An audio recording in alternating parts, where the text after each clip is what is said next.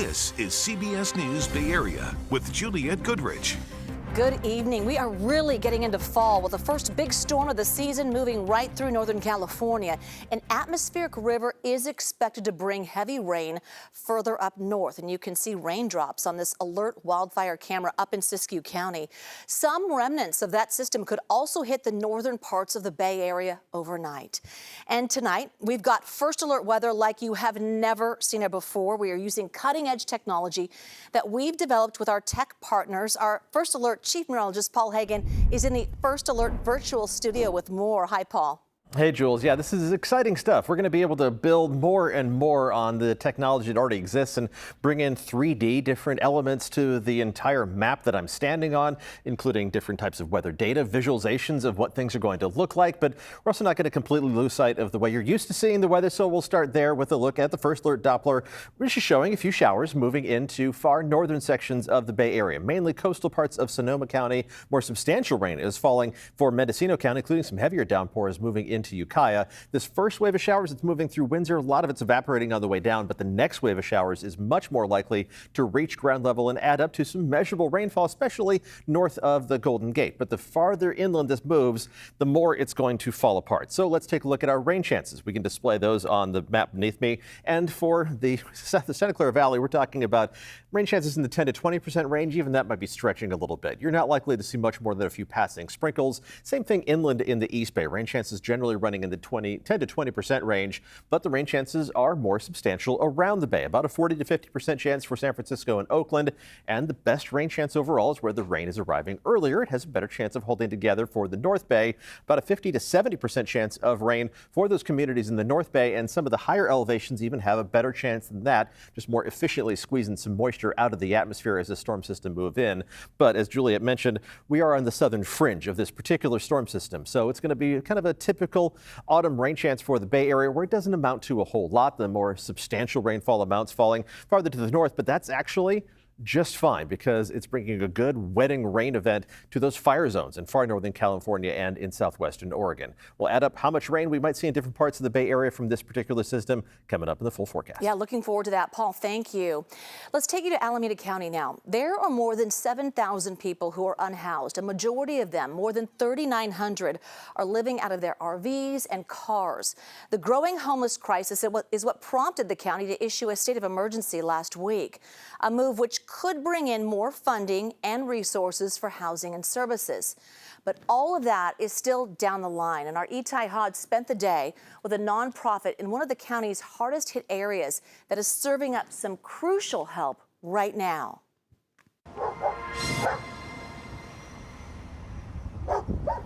This is a difficult one. Yeah, this is really one of those that you never hear or talk about. This is deep East Oakland. Street after street lined with cars that haven't driven in years. Every car that you see here, someone is living in it. You know, this is their home. This is where they reside. Few people know this area better than Dwayne Beeman and Candace Elder. Their nonprofit, East Oakland Collective, has been showing up here every week to deliver something most people here can only dream of. Here we go. Restaurant cooked meals. No leftovers here. Every meal has been carefully prepared just for them. Today, it's a variety of sandwiches from a local institution called Ratto's Deli. You want tuna or turkey? Turkey. But no matter how much they bring, it never seems to be enough. Food insecurity has exploded since the pandemic.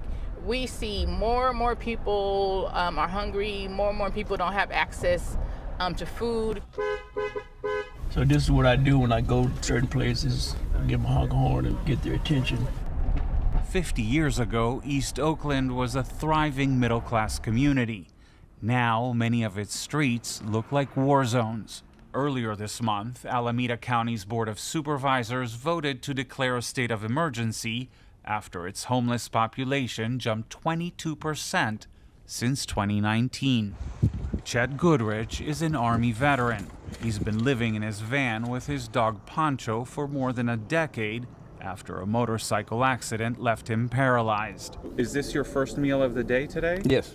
My first meal in a couple of days, actually. Praise the Lord. Dwayne and Candace say with each week, the desperation here grows. Okay. What keeps them going is the look on people's faces as they hand them a fresh meal. It's just an awesome feeling. It's gratifying. You know, it just, it touches my heart.